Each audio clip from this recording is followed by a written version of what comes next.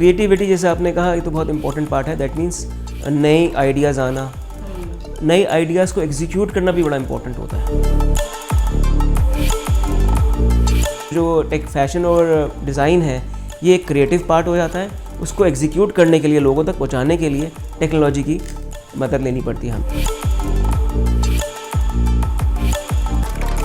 जो हमारे graduation level पे हैं, हमारे पास 6 कोर्सेज़ हैं। उसमें से 5 जो हैं वो डिज़ाइन को फोकस करते हैं, स्पेशलाइजेशन, एक टेक्नोलॉजी का रहता है। मेरा तो यही मानना है कि अब आप क्रिएटिव एरिया में तो आपको दिल से काम करना पड़ेगा और मेहनत।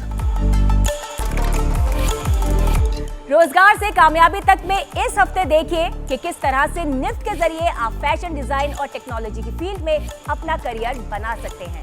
बरोज जुमा शाम 7:30 बजे और सनीचर दोपहर 12 बजे, सिर्फ डीडी उर्दू पर।